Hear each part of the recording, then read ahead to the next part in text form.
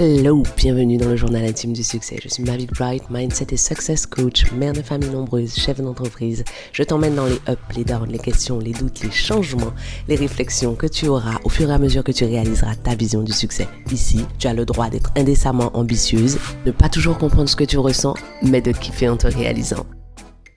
Hello Mavic, bienvenue dans Ambition Digitale. Je suis vraiment ravie de t'avoir à mon micro aujourd'hui. C'est un petit peu, tu sais, quand t'as quelque chose en tête depuis quelque temps, tu te dis ce serait vraiment cool, je pense que ça pourrait apporter énormément de mon audience. Et puis tu te dis bon, quand est-ce que je le fais, etc. Et puis là en plus ça a été hyper fluide, je t'ai envoyé le message, tu m'as dit let's go. Donc merci beaucoup, merci d'avoir mis un petit créneau là pour nous dans ton emploi du temps. C'est vraiment un grand plaisir de t'avoir aujourd'hui. C'est un grand plaisir pour moi d'être là. Honnêtement, on avait toutes les chances de ne pas y arriver parce que je reçois tellement de DM que j'aurais pu ne pas voir ton DM. Oui. Et c'est bon, il y a un créneau qui s'est libéré. C'est un plaisir pour moi de passer ce créneau-là avec toi. Non, c'est génial. Alors, tu sais, généralement, je commence le podcast par ce que j'appelle le bubble quiz. Donc, l'idée, c'est de te poser une question qui est pas encore, tu vois, dans le deep du sujet qu'on a décidé d'aborder ensemble, mais plus une petite question qui permet un peu de découvrir ton univers et puis de te voir sous d'autres facettes. Alors, ma première question, c'est est-ce qu'il y a un trait de caractère ou quelque chose qui fait vraiment partie de toi, de ta personnalité, mais qu'on arrive rarement à percevoir dans tes contenus ou en ligne ou quand on te connaît pas en vrai? Je suis une introvertie et une timide. Ah ouais. Personne ne me voit venir de ce côté-là en général. Je suis 10 fois plus introvertie que je ne suis timide. Je suis une vraie introvertie. C'est-à-dire que j'enregistre un réel à ce sujet ce matin encore. Je serai jamais l'ami qui t'appelle pour te dire j'ai besoin de parler, par exemple. J'ai pas besoin de parler parce que, en fait, ça fait juste du bruit autour de moi. Je trouve les réponses à l'intérieur. Quand je vais mal, je ne dis pas je vais mal, mais pas par pudeur, parce qu'en fait, ça ne m'aide pas. Ce qui veut dire qu'en général, je sais que dans ces moments-là, je suis vulnérable, j'ai besoin d'être rassurée, donc j'irai auprès des miens. Je vais passer du temps et je vais leur donner encore plus d'amour. Du coup, je vais recevoir plus d'amour. Ceux qui me connaissent se disent, oh, elle est probablement dans une de ces phases d'introspection où elle a besoin que je sois là. Mais je ne vais rien te dire parce que tout ce que tu pourrais me dire ferait du bruit autour de ma réflexion. Donc, il y a ça. La deuxième chose, c'est que je suis vite submergée. Ma team le sait, mes proches le savent. J'ai un rapport hyper conflictuel à mon téléphone. Donc, ne crois pas que quand tu vas déchirer mon téléphone avec des WhatsApp, ça va m'inciter à te répondre plus vite. Non, je vais te répondre encore moins vite parce que je vais être submergée. Et un autre truc que je t'ai pas dit que tu ne pouvais pas deviner, j'écoute pas les audios sur Instagram. Donc, c'est terriblement illégal. J'envoie des audios parce que mes ongles sont longs, parce que je suis dyslexique et que j'ai du mal à écrire, mais j'écoute pas les audios parce que la plupart du temps, entendre la voix de l'autre dans mon intimité, en fait, ça me submerge. C'est vraiment pas un truc que les gens peuvent deviner ou imaginer quand ils ne me connaissent pas. Ah bah alors là, c'est clair, parce que franchement, là, franchement, c'est clair, j'aurais jamais imaginé, vraiment jamais imaginé. Mais tu sais, en fait, beaucoup de gens confondent la timidité et l'introversion. Alors, je suis une timide, donc aller vers toi, briser la glace, c'est pas un truc instinctif chez moi, c'est vraiment un truc que je déteste. Et du coup, j'ai développé plein de mécanismes qui font que je romps rarement la glace. C'est souvent l'autre qui va venir à moi rompre la glace. Et ça, c'est souvent ce qui se passe chez les gens qui se connaissent. Je sais que je suis comme ça. Je sais que ça provoque une petite vulnérabilité chez moi. Donc, j'ai plein de mécanismes. Et souvent, on croit que être introverti, c'est timide. C'est pas du tout la même chose. Être introverti, c'est avoir le centre de création de l'énergie à l'intérieur de soi, là où l'autre l'aura à l'extérieur de soi. Donc, je navigue à l'intérieur de ça tellement bien que la plupart du temps, personne ne s'en rend compte.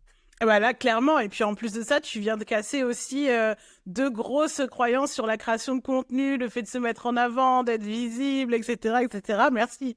Yes, avec plaisir. Mais tu vois, je regrette que ça soit pas plus dit.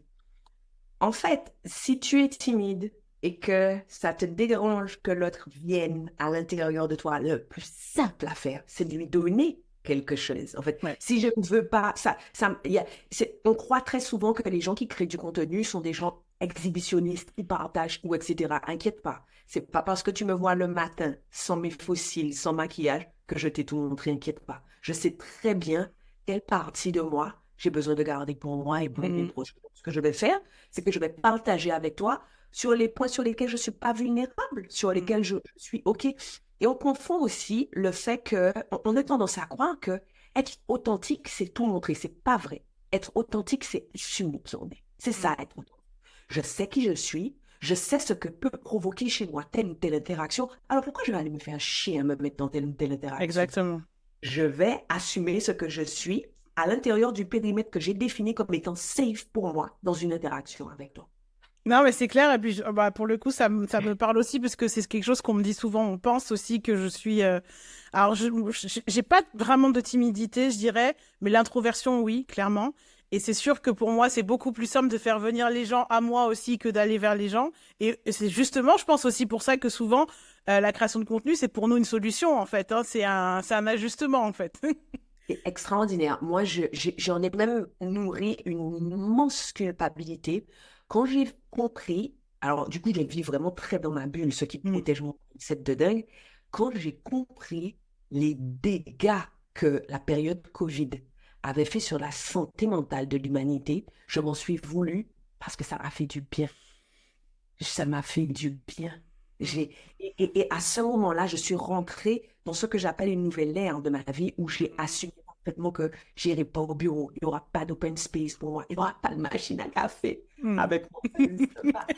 Et j'ai vraiment culpabilisé, tu vois, parce que je me suis dit, comment t'as pas vu toute la douleur que ça créait parce que l'être humain est un animal grégaire et que très paradoxalement, les gens qui ne sont pas grégaires sont les exceptions. C'était moi l'exception. Moi, ça m'a fait... Tu sais, Audrey, ça a été... Mais je te parle de ça, je ressens la sensation. Ça a été comme me recouvrir avec une couverture lestée. Tu sais, une espèce de réconfort que tu ressens quand tu as un petit moment de vulnérabilité, on te met une couverture très lourde et tu te dis, OK, ça va aller. Cette période derrière mon ordi m'a fait me dire, oh yes, c'est ça que je veux. Là, je suis bien, je suis moi et je suis capable de donner le meilleur de moi-même dans ces conditions-là. Et en même temps, tu vois, tu dis qu'il y a aussi beaucoup de gens qui l'ont mal vécu. C'est vrai que le fait d'être un peu moins dans les relations, de voir moins de monde, etc., il y a beaucoup de gens qui ont mal vécu ça. Mais je crois que même ceux qui avaient plutôt la tendance à être très entourés, à être peut-être très sociables, etc., ça a fait aussi beaucoup de bien aux gens de se poser et d'être un peu seuls avec eux-mêmes. Et c'est aussi, je pense, pour ça que ça a créé toute cette vague aussi de reconversion, de nouveaux métiers, de nouvelles missions, etc., tu vois. Et de divorce, et de couple, et de bébé. Mais bien sûr, c'est vrai. C'est vrai, il y a eu ça aussi. Bien sûr, parce que les gens... En fait, alors, ce que moi, j'ai trouvé extraordinaire, en plus de ce que ça m'a fait compte tenu de ma personnalité, c'est l'impossibilité de s'échapper à soi-même. Et c'est pour ça que tellement de programmes de coaching ont émergé à ce moment-là, parce que quand tu peux t'étourdir, la vie telle qu'elle est, la vie post-moderne nous étourdit. Dès le matin, les gens sont à la bourre. Quand tu es dans le RER, même si tu te donnes l'illusion d'écouter un podcast et d'être dans ta bulle, t'es dans une bulle, rien du tout, tu sens les odeurs des gens, tu retournes la respiration des gens, il y a le chaos. Et donc, en fait, il y a eu ce moment où il n'y avait pas tout ça. Et comme il n'y avait pas tout ça, il y avait une espèce de crudité de la vérité. Qui je suis, voilà ce que je ressens, voilà ce dont j'ai envie. Et en fait, ça a permis à certains ou obligé d'autres à voir et à reconnaître. Et c'est pour ça donc qu'on a eu les reconversions professionnelles. On a des couples qui se croyaient être en crise, qui sont sortis de là, mais ravigotés, comme disent de la pub, ravigotés parce qu'ils se sont rendus compte que c'était le bruit qui les distrayait. Et de l'autre côté, il y a eu aussi des couples qui faisaient tout pour essayer d'y arriver. Ils se sont rendus compte que juste en voyant ta face le matin, tu me dis... C'est compliqué. Ah ouais. Un peu plus comme ça, c'est bon. On attend le confinement pour aller voir là pour qu'on arrête. Mais ce que les études ont montré, c'est aussi que la sexualité de plein de couples a évolué. Parce qu'à partir du moment où tu es sorti de la toute petite fenêtre que t'octroie la vie pour la sexualité, ça permet d'explorer d'autres horizons, ça permet d'avoir des conversations qu'on n'a jamais eues, ça permet de prendre le risque de se tromper. Quand tu as une fenêtre de 30 minutes pour avoir d'orgasme, et essayer des trucs, hein, on fait, marche, on fait, on va l'efficace. Ah oui, parce qu'après, on dort, demain matin, il y a boulot. Mais du moment où tu as la possibilité, où tu as de l'espace pour te tromper, d'explorer, mais bien sûr, tu as tout un autre univers qui s'ouvre à toi. Eh ben, c'est génial, parce que là, même ça... J'adore cette intro. Je crois que ça restera ma meilleure intro du podcast. Merci. J'adore.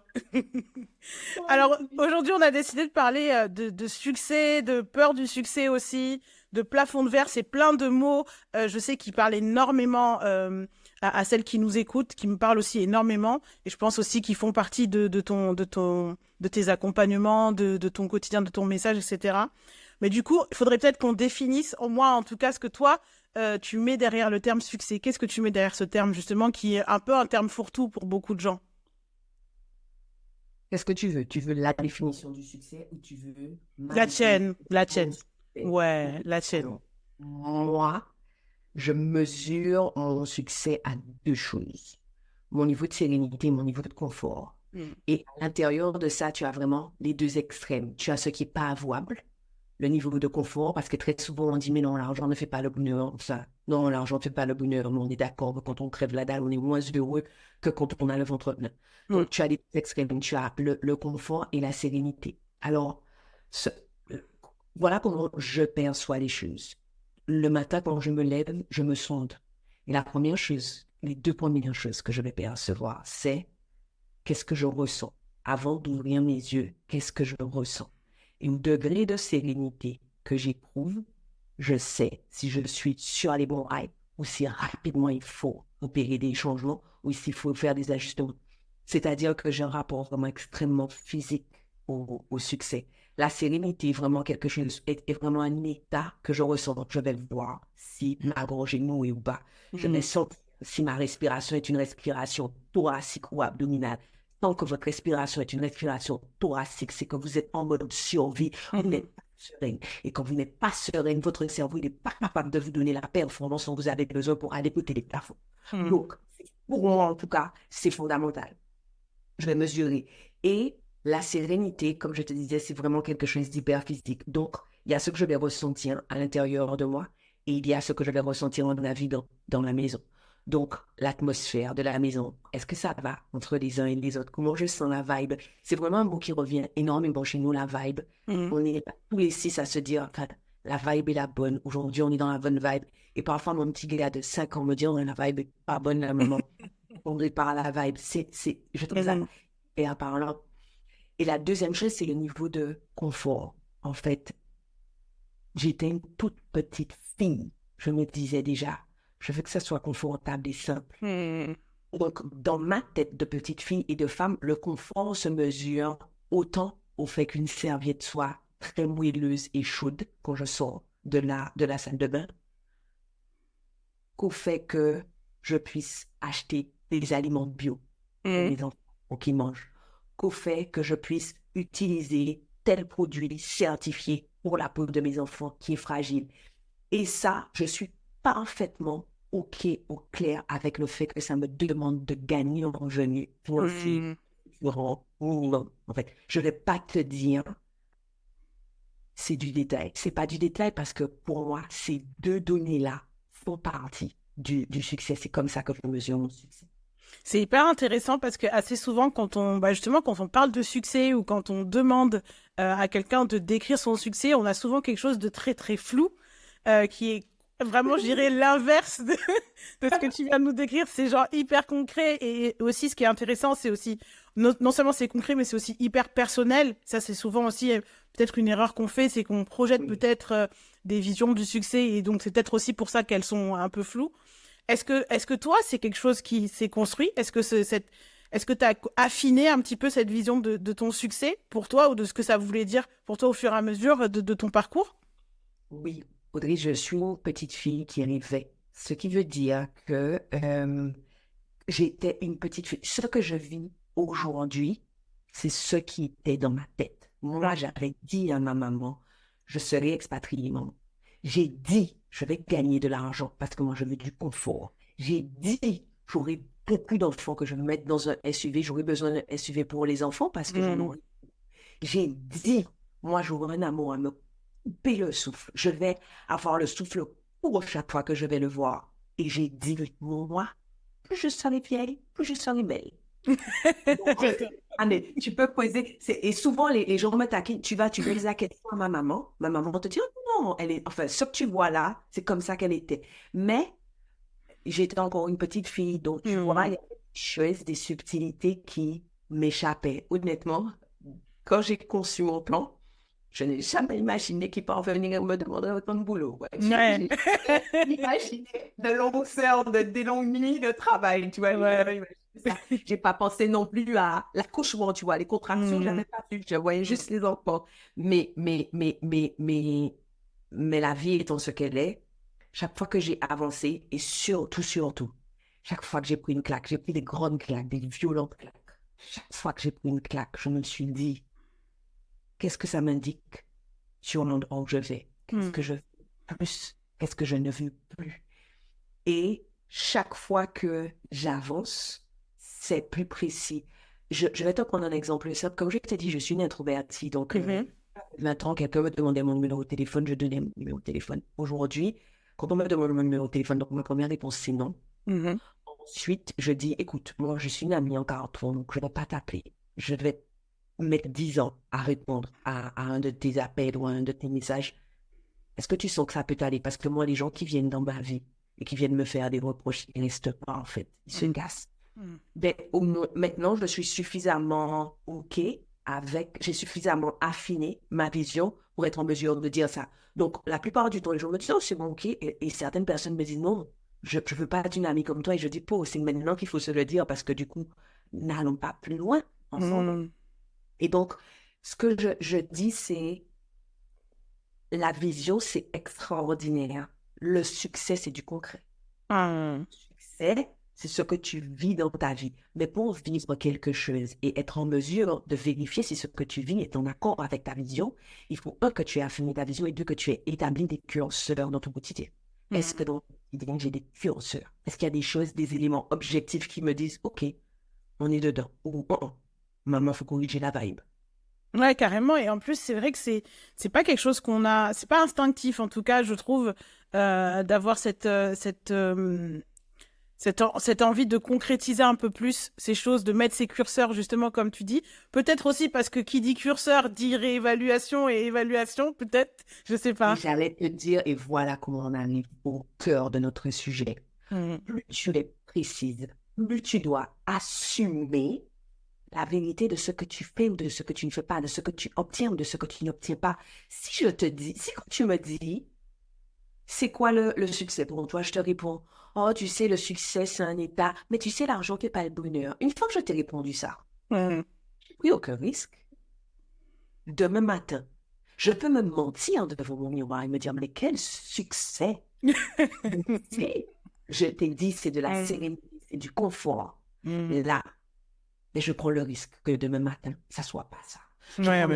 Demain matin, d'être frustré. Mais je me donne l'immense avantage de pouvoir me corriger en cours de route. Et pas quand il est trop tard et que je suis déjà écœurée de ma vie à 90 ans. Non, c'est clair. Et puis, en fait, ce qui est intéressant aussi dans ce que tu dis, c'est qu'il y a aussi la notion d'être très honnête avec soi-même aussi, tu vois. Je pense qu'il y a aussi beaucoup de ça, tu vois. Il y a beaucoup de ça. Alors, en ce moment, on prépare notre prochain gros lancement. Et les lancements, chez nous, c'est quelque chose d'important, en fait. Toute l'équipe sait, c'est un vrai gros truc important. Et hier, je descends et je dis à mon mari, mon cerveau ne fait pas ce qu'il faut là. Il me dit, qu'est-ce que ça veut dire? Et je lui dis, je le vois, en fait, j'ai besoin de sucre. Je me sens... Je sens le moment où mon cerveau se met en mode « maintenant je vais combattre ». Je déteste ça. Mais avoir l'humilité de dire « j'ai vu que tu te mettais en ordre de bataille, donc j'ai compris qu'il y a quelque chose qui se passe », ça me permet ce matin d'être différente en fait. Et donc il y a cette espèce de quand on est honnête avec nous-mêmes, avoir un mindset de dingue, ça ne veut pas dire ne jamais faiblir, ça ne veut pas dire ne jamais douter, ça ne veut pas dire ne pas avoir de période de down. Moi, je suis comme tout le monde, je suis un être humain. La différence, c'est que je sais voir. Je sais dire, wow, là, qui est en train de se passer me donne une indication, et soit je fuis, soit je corrige la cause, ce qui va permettre aux symptômes de disparaître. Je pourrais lutter contre l'envie de sucre seul, mais ce n'est qu'un symptôme. Et chercher la cause, et je réglé mon problème. Non, mais carrément. Et puis, ce que tu dis aussi, c'est que il y a cette notion aussi de prendre le temps de s'écouter un minimum aussi pour pouvoir aussi déceler ces choses-là. Et après, avoir cette clairvoyance de se dire, OK, il y a quelque chose, qu'est-ce que je fais maintenant de tout ça, tu vois. Et la deuxième question là qui me vient par rapport à ce que tu disais, là, tu dis, voilà, par exemple, il y a une grosse échéance, il y a un lancement, etc. En plus, typiquement, c'est quelque chose, je sais que qui va parler à mon audience parce que beaucoup font soit des lancements, soit en ont peur et n'en font pas. Et donc ça, c'est très intéressant aussi. Et justement, ce qui est intéressant, je trouve, par rapport au lancement, c'est qu'il y a un peu ces deux choses. Souvent, il y a ce truc de, OK, par exemple, je me fixe un gros objectif dans mon lancement, peu importe mon chiffre, un nombre de visibilité, peu importe.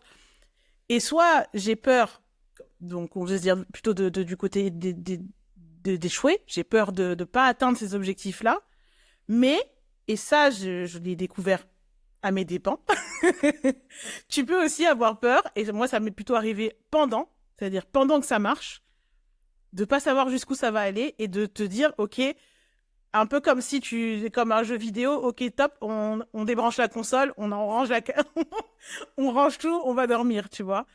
Est-ce que ça te parle et est-ce que tu peux un peu nous éclairer sur ces différentes, je dirais, ces différentes situations qui sont pas tout à fait les mêmes, j'ai l'impression.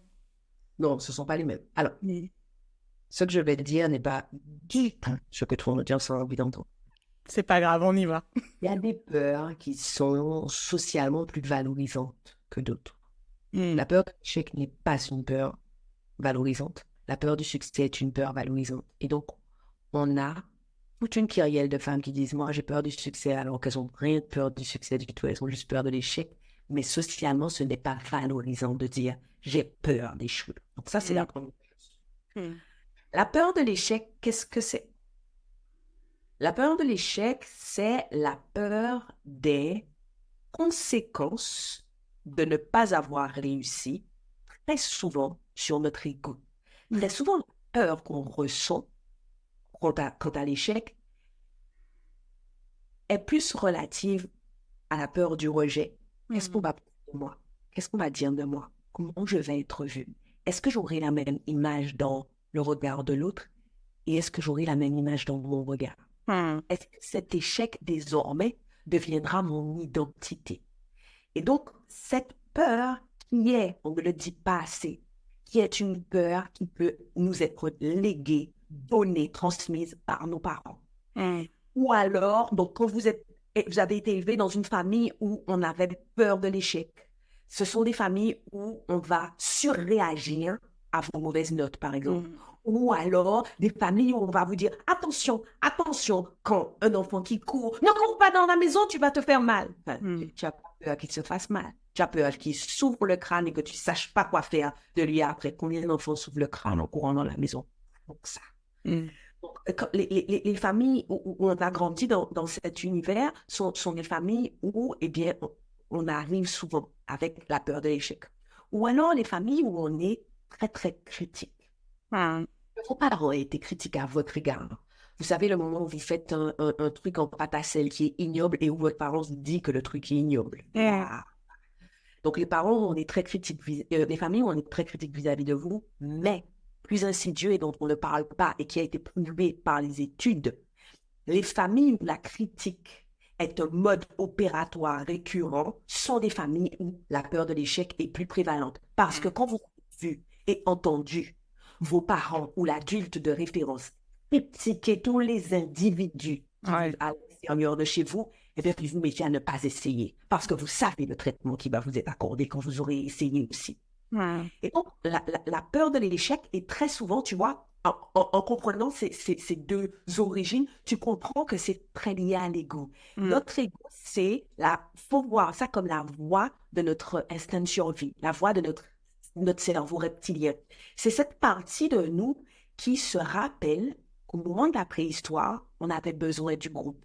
On avait besoin que le groupe ne nous rejette surtout pas, sinon on allait être en proie aux grands animaux, aux intempéries, à la solitude, au froid. Donc, ce que ton instinct de survie va faire, ton ego, du coup, c'est qu'il va toujours être en train de te dire attention à tout ce qui pourrait endommager ton image. Attention à tout ce qui pourrait te faire paraître stupide, bête, pas aussi intelligent. Et donc, tout ça, c'est la peur de l'échec. La peur, le doute, l'échec sont des choses qui drainent notre énergie. Et donc, ça veut dire que la peur de l'échec draine notre énergie. Si vous avez le sentiment qu'à un moment ou à un autre, vous êtes atteinte de cette peur de l'échec, je vais créer pour vous un challenge en 7 jours. 7 jours pour surmonter la peur de l'échec. Vous pouvez nous rejoindre, ce challenge est gratuit. Je serai en live pendant 7 jours pour vous guider à travers les étapes pour surmonter cette peur. Et à la fin, vous serez non seulement en mesure de changer complètement votre rapport à l'échec, mais surtout de vous fixer des objectifs sains et ambitieux et de créer des plans pour atteindre ces objectifs. Je vous retrouve dans le challenge dont vous trouverez le lien en description de ce podcast. La peur du succès, elle, ce n'est pas du succès qu'on a peur. On a synthétisé ça en peur du succès. C'est pas du succès qu'on a peur. Ce dont on a peur, c'est des conséquences négatives associées au succès. Ce qui veut dire que, par exemple, quand toi, ça marche du feu de Dieu et qu'au milieu, tu te dis, j'arrête tout, c'est parce que soit tu te dis, est-ce que je serai en mesure de répondre à autant de demandes? Est-ce que je serai en mesure d'avoir la même qualité de service si j'ai plus de monde? Est-ce que mes concurrents, voyant que j'y arrive, ne vont pas se mettre à vouloir voler mes processus? Est-ce que, en ayant plus de visibilité, je ne vais pas attirer à moi des gens qui vont me faire de la contre-publicité? Est-ce que je serai en mesure d'emmener tous ces gens-là au succès? Et là, ce qu'on fait dans ces cas-là, c'est qu'on associe au succès tout un tas de douleurs. Notre cerveau est fait pour deux choses: échapper à la douleur, ressentir du plaisir. Ce qui veut dire qu'à partir du moment où ton cerveau reptilien a entendu ou a imaginé qu'il y aurait peut-être une douleur associée à quelque chose, cette chose serait-elle bonne pour toi? Ton cerveau va fuir. Et c'est ça, la peur du succès. Est-ce que j'ai été claire? Alors là, je pense qu'on peut pas faire plus clair.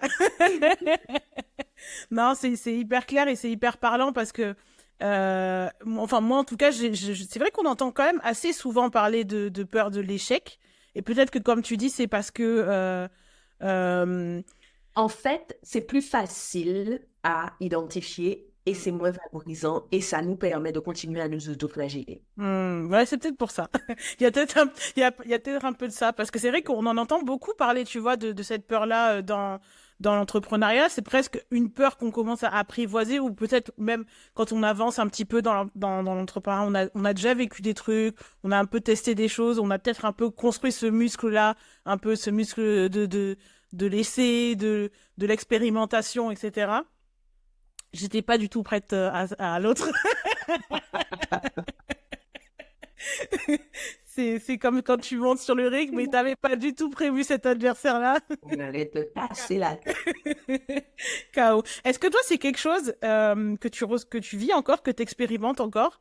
Est-ce que parfois, il y a des objectifs qui t'impressionnent tellement que tu as cette peur-là qui vient ou pas tant que ça maintenant? Bien sûr. Bien sûr, pour une raison purement neurologique. Un objectif, dans ta tête, c'est un concept, mais quand tu es sorti du concept, c'est l'inconnu. C'est-à-dire que tu ne sais pas l'intégralité de ce qui va se passer là-bas, de la façon dont ça va se passer, de quand ça va se passer et de comment tu vas gérer ce qui va se passer. Et donc, rappelle-toi ce que je t'ai dit, notre cerveau est fait pour éviter la douleur, chercher le plaisir. Alors, qu'est-ce que notre cerveau va faire? C'est qu'à partir du moment où quelque chose va être considéré comme étant inconnu, ça va être considéré comme le danger. Or, le cerveau veut nous éviter le danger, il va nous envoyer toutes ces espèces de petites pensées parasites pour essayer de nous maintenir où on est. Et donc, la peur du succès, la peur de l'échec, tu la ressens en général avant d'avoir commencé. Et la peur du succès, c'est plutôt quelque chose que tu ressens juste après avoir commencé ou quand tu es dans l'action. Et donc, bien sûr, moi, j'ai toujours des objectifs complètement délirants et c'est pour ça que je suis coachée, que je suis accompagnée, parce que la première chose qui se passe dans mon cerveau quand je me dis, OK, cette année, voilà le chiffre d'affaires qu'on va aller chercher, voilà ce qu'on va faire, c'est que je commence à me dire, est-ce que notre structure est suffisamment grosse? Est-ce que nos ressources vont continuer à faire autant d'effets? Est-ce que les gens qui sont là depuis le début vont continuer de s'y retrouver, etc. Donc, tout ça est normal et mon job, parce que c'est ça mon job, c'est de m'arrêter et de me dire, OK, tu es en train d'associer de la douleur au succès. Comment on fait pour abaisser cette perception de douleur ou augmenter ta tolérance à la douleur? Quand tu es malade, c'est ça qu'on fait. Quand mes enfants, j'ai 2 enfants qui sont atteints de drépanocytose, quand ils sont en crise, on fait 2 choses. On agit sur la douleur avec des antalgiques extrêmement puissants ou avec des opiacés.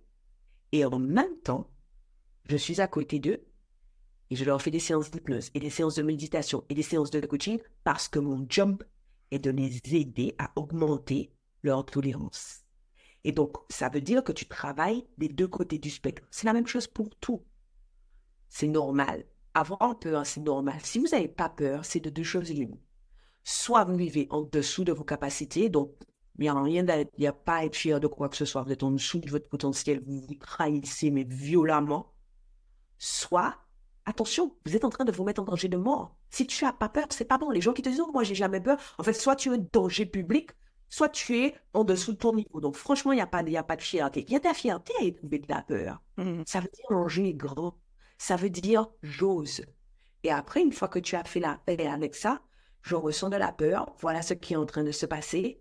Comment j'abaisse le niveau de perception de la douleur et comment j'augmente mon niveau de tolérance à la douleur. Donc, pour répondre à la question, ça m'arrive. Ouais, et c'est super intéressant ce que tu viens tout juste de partager parce que ça me fait penser à 2 choses. Déjà, tu sais, quand tu dis, bah voilà, c'est normal aussi et c'est quelque chose enfin, faut pas forcément culpabiliser de ressentir ça parce que c'est vrai que quand, justement, ouais, tu vois, parce que surtout quand t'as un peu cette identité aussi que tu t'es forgée d'ambition, tu te dis, bon voilà, j'ai de l'ambition, j'ai envie d'aller chercher des résultats pour moi ou pour les gens, etc. Et puis que d'un coup, tu te confrontes à cette peur-là, d'un côté, tu te dis, mais qu'est-ce qui se passe en fait? En plus, souvent, tu vois, t'es vraiment dans l'auto-sabotage, etc. Et donc là, tu te dis, mais qu'est-ce que je fais? Clairement. Et donc, c'est intéressant que tu dis ça, tu vois. La vie, en fait, le mindset, la magie du renforcement du mindset, c'est acquérir l'habitude de faire évoluer nos perceptions et nos interprétations. Au moment où tu as peur, tu as 2 choix. Soit tu te dis, qu'est-ce qui m'arrive? Est-ce que je suis un imposteur? J'ai menti à tout le monde? Est-ce que je me suis trompée sur moi-même? Soit tu te dis, je suis confrontée à mon humanité. Je suis un être humain. Voici le paradoxe de l'humanité. C'est parce que tu es capable de ressentir ces grandes peurs que ton cerveau est capable de créer ces grands systèmes qui vont te permettre de livrer la bataille. Il n'y a pas de général, il n'y a pas de Barack Obama, il n'y a pas de Nelson Mandela. Vous croyez quoi? Que toute sa vie, il a été cool dans sa série Nelson Mandela? À un moment, quand même, il s'est dit, putain, je vais mourir là tout seul. Non. La peur fait partie du deal, c'est la condition humaine. Alors, on peut toute la vie se battre contre notre humanité. Ou après, accepter, ouais. Bien sûr. Bien sûr. Et alors, la deuxième chose aussi que pour moi, qui était intéressante là dans ce que tu as dit tout à l'heure, c'est aussi, il y a pas forcément de mérite à, du coup, en fait, vivre tellement en dessous de son potentiel qu'on n'en ressent aucune peur. Et justement, ça, c'est très intéressant aussi parce que comment toi tu dirais, comment on peut déceler qu'on est complètement en train de jouer petit, qu'on est complètement en fait, qu'on pense, parce que tu vois parfois tu peux penser que tu es en train de faire des trucs assez intéressants ou grands ou etc. parce que peut-être que tu fais plus que peut-être les gens qui t'entourent, mais toi au fond de toi tu peux savoir que là tu es encore en train de jouer petit. Tu n'as pas peur, tu es en dessous. Je suis désolée. Ouais, si tu n'as pas peur, tu es en dessous. Si tu n'as pas peur, c'est que tu es en dessous. Si tu as jamais un petit inconfort là, te dire, oh, comment je vais faire pour faire ça? Si c'est quelque chose qui est complètement inconnu, s'il n'y a aucun moment quand tu penses à tes objectifs, jamais tu n'as cette petite fulgurance. Et si on n'y arrive pas, Est-ce que si tu n'as jamais ça, tu en as sous. Oh, c'est intéressant, en plus c'est hyper concret. Je vais te raconter une anecdote. Il y a 2 ou 3 jours, j'étais dans mon bureau et mes enfants ont le shit pour faire ça. J'étais dans mon bureau le soir, j'avais une grosse soirée de travail et je vois la petite tête d'une de mes filles, donc l'une des jumelles qui apparaît derrière la porte. Il y a un moment qui sont censés être couchés et elle me dit I want to talk with you. Je voudrais te parler. Je lui dis oui. Et aujourd'hui, mes enfants, quand ils ont quelque chose j'allais vous dire ça en anglais, quelque chose qui les touche beaucoup. Et ils me le disent en anglais. Donc, elle arrive pour comprendre qu'il va se passer une grande chose puisqu'elle arrive à me parler en anglais. Elle me sourit et elle me dit je suis venue te dire qu'à partir de demain, je ne veux plus manger de viande. Je lui ai dit OK. Et je lui ai dit qu'est-ce que tu attends de moi, bébé? Elle me dit je voudrais savoir quels sont what are your thoughts? Qu'est-ce que tu en penses? Et je lui dis, écoute, dans la mesure où je suis végétalienne depuis 30 ans, je ne vais pas te dire non. Je voudrais revenir sur 2 ou 3 points avec toi avant de te donner mon sentiment. Et donc, je commence à lui dire, je sais faire pour moi qui suis une adulte, je n'ai jamais pensé à la façon de faire pour une enfant, mais il y a des civilisations où les enfants ne mangent pas de viande. Et je lui dis, il faut que je cherche comment on va faire pour les lunchs. Elle m'écoute. Et elle me dit, mais tu sais que ma décision est prise. Et je lui dis, tu sais quoi, depuis que tu es née, je sais. Donc, OK. Et je lui dis, on veut parler avec papa. Et elle me dit, non, on ne va pas en parler avec papa. Je vais en parler à papa. Je veux que tu sois pas loin, mais je vais en parler à papa. Je lui dis, pas de problème. Donc, elle attend que son père rentre. Et je vais la chercher. Je lui dis, c'est bon, papa est rentré. Elle arrive et lui dit, je voudrais te parler. Donc, c'est très marrant. Moi, il me parle en français. Et elle lui dit, j'ai décidé de ne plus manger de viande, etc. Et elle se met à pleurer. Il lui dit, pourquoi tu pleures? Et je lui dis, pourquoi tu pleures? On est très fiers de toi parce que moi, ça m'a demandé des années avant d'aller dire à mon père que je jouais le régime alimentaire. Et elle dit, je sais pas pourquoi je pleure. Je sais pas pourquoi je pleure. Et elle me dit, je vais descendre dire à ma grande sœur que je ne mange plus de viande. Donc, elle descend et elle me dit, tu viens avec moi ou pas? J'arrive et elle lui dit, elle est en larmes. Et ma fille lui dit, pourquoi tu es dans cet état? Et elle dit, je ne savais pas comment vous alliez réagir, mais ma décision était prise, j'allais le faire avec ou sans vous. L'enfant dit, non, j'allais le faire avec ou sans vous. Et elle est en larmes. Et je dis, ce que tu fais, Emilie, prendre des décisions pour notre vie, c'est flippant. Dire aux autres ce qu'on a décidé de faire pour nous-mêmes, c'est flippant. Affronter sa peur, c'est la marque des grandes femmes. Ça, c'est digne des plus grands adultes. Et en fait, je te raconte tout ça pour te dire que la peur fait partie du deal. Pleurer, faire pipi sur nous, avoir mal au ventre, se rendre malade, tout ça, ça fait partie du jeu. C'est pas ça qui dit qui on est. Ce qui dit qui on est, c'est ce qu'on fait en dépit de cette peur ou grâce à cette peur. C'est ça qui dit qui on est. Embrassez vos peurs, mesdames. Non, c'est beau. Et puis, en plus, alors déjà, c'est beau parce que c'est une belle leçon donnée par ta fille. et d'autodétermination et de courage. C'est beau à partager. Et puis, c'est vrai qu'on a tendance à vouloir à mettre tellement d'énergie dans le fait de lutter contre ça, alors qu'en fait, on pourrait utiliser cette belle énergie aussi pour autre chose. On est d'accord. Ouais. Mais j'adore ce que tu dis parce que c'est quelque chose que je dis souvent. Je dis, de toute façon, tu es en train de lutter. Les émotions, la peur est une émotion. Les émotions, il faut les voir comme une espèce de courant d'eau. Quand tu as un barrage, qu'est-ce qui se passe? C'est soit un moment où tu ouvres le barrage, soit le barrage pète en fait, parce que tu as bloqué l'émotion. Et c'est ça que tu dis quand tu dis, on met tellement d'énergie à lutter contre ça qu'on pourrait utiliser la force du courant pour construire. Ouais, c'est clair. Et puis en fait, il y a aussi, je pense qu'il y a aussi de la fluidité, même si, tu vois, il y a de l'inconfort. Mais en fait, on peut y trouver aussi quelque chose de fluide. Et comme tu disais, toi, tu parlais beaucoup de confort et de sérénité, tu vois. Mais en fait, on peut avoir ça aussi. On peut trouver ça dans ce parcours-là, même si ça nous, au début, ça nous demande, tu vois, d'aller chercher peut-être des ressources qu'on n'a pas forcément exploitées, etc. Mais on peut aussi trouver cette énergie-là, quoi. Je suis entièrement d'accord avec toi. Et pour moi, ça va même plus loin que ça. Dans notre cerveau, donc on a plusieurs parties, et les deux parties dont je parle en général, c'est notre cerveau reptilien, ce qui est le plus vieux de nos cerveaux, c'est celui que les hommes du paléolithique, etc., avaient, paléolithique.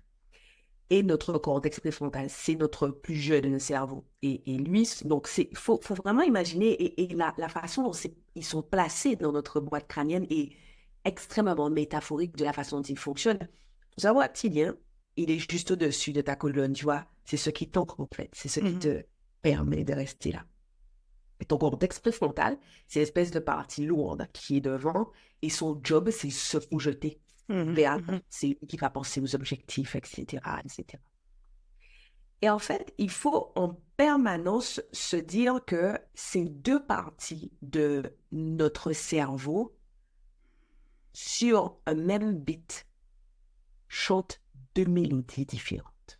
C'est-à-dire que leurs jobs sont deux jobs diamétralement opposés. Et donc, essaie de voir ton cerveau reptilien comme ton cerveau terre à terre et ton cortex préfrontal comme la partie la plus élevée de toi. La partie qui va probablement être plus proche de ta spiritualité, de tout ce qui est au-dessus de toi. Eh bien, quand la partie la plus élevée de toi, c'est où tu dois aller. Pense à quelque chose. À partir du moment où vous pensez à quelque chose, à partir du moment où vous rêvez de quelque chose, ça veut dire que vous méritez cette chose. Ça, c'est un indice de ce à quoi vous avez droit.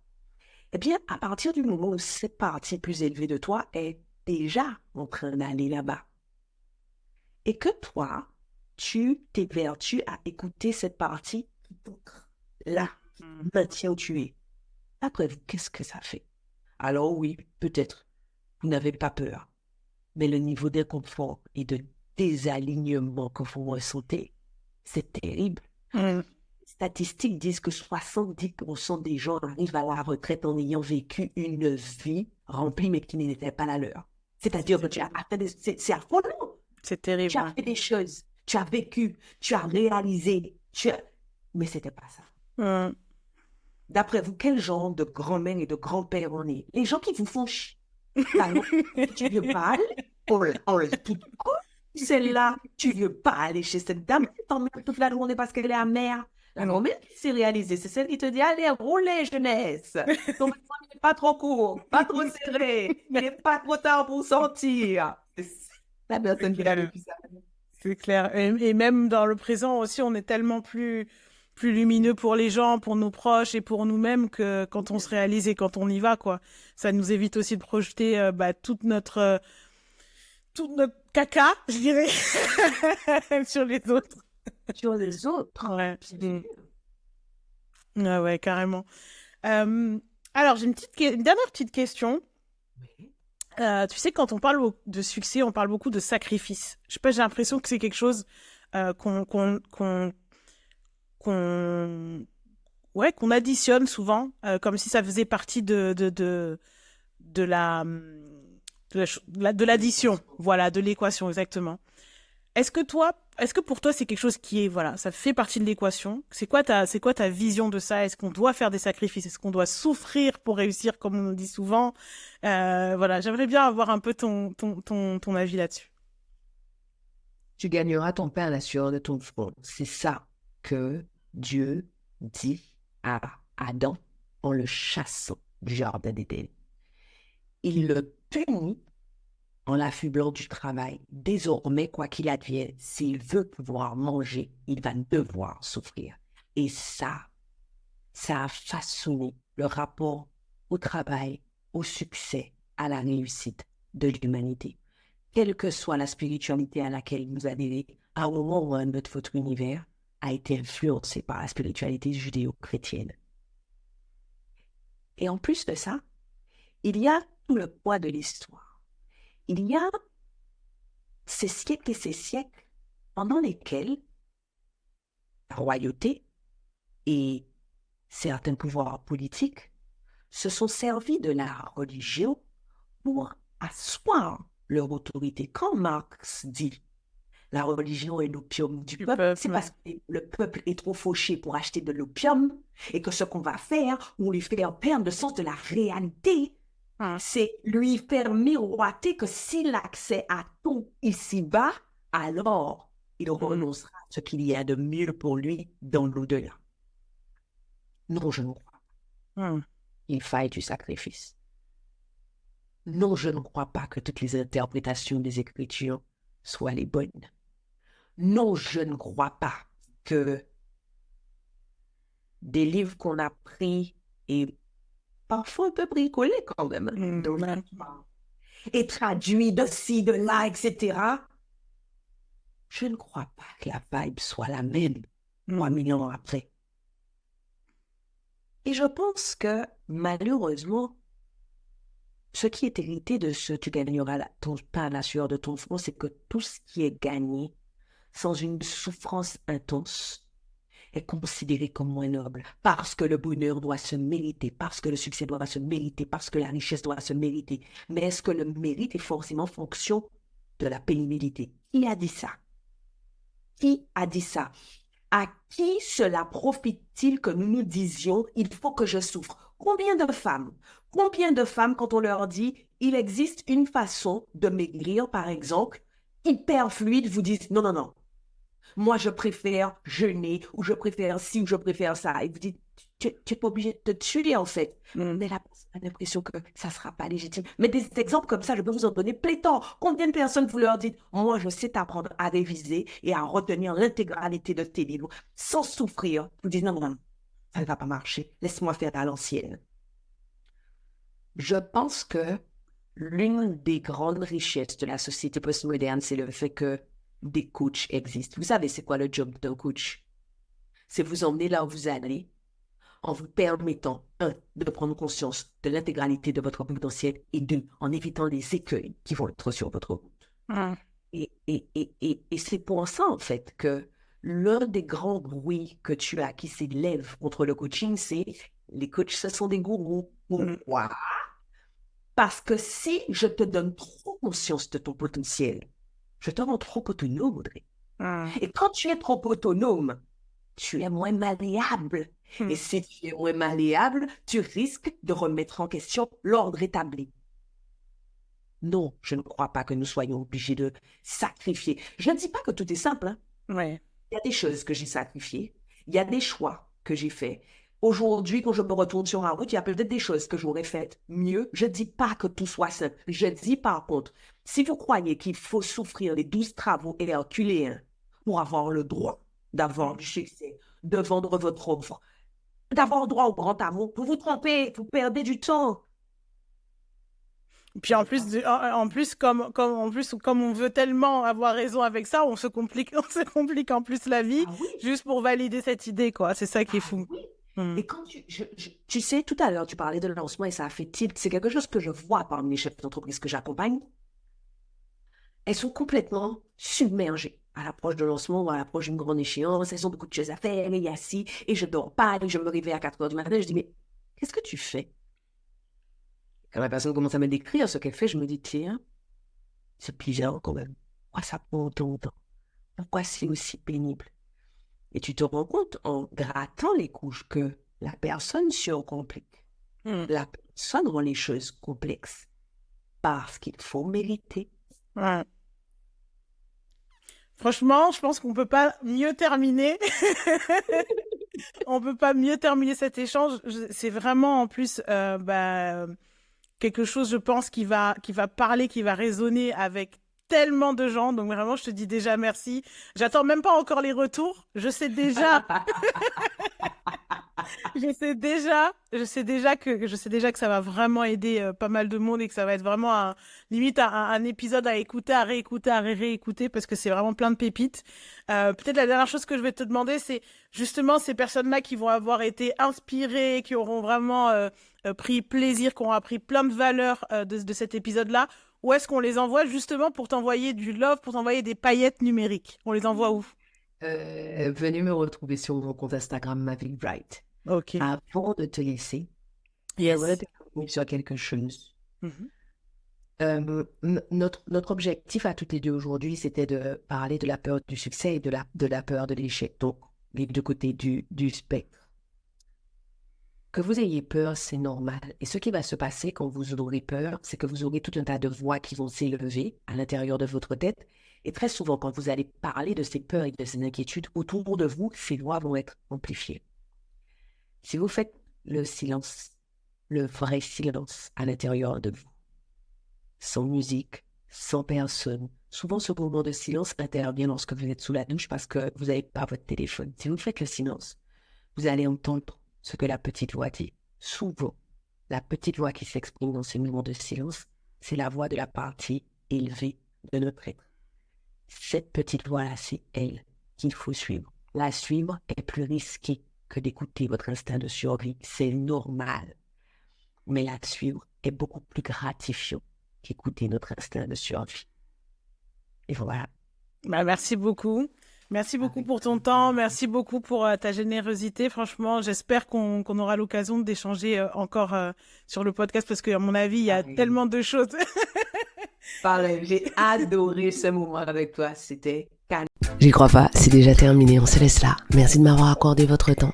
Pensez à vous abonner à ce podcast et à me laisser une revue. Et au cas où vous vous demanderiez quel intérêt vous auriez à vous abonner à ce podcast et à laisser une revue, en plus du fait que vous seriez toujours notifié de l'arrivée de nouveaux épisodes, si vous vous abonnez, ce podcast aura de plus en plus de succès. Et s'il a de plus en plus de succès, ce que les ambitieuses comme vous et moi pensons sera de plus en plus répandu. Et si c'est de plus en plus répandu, on va créer un monde de femmes puissantes.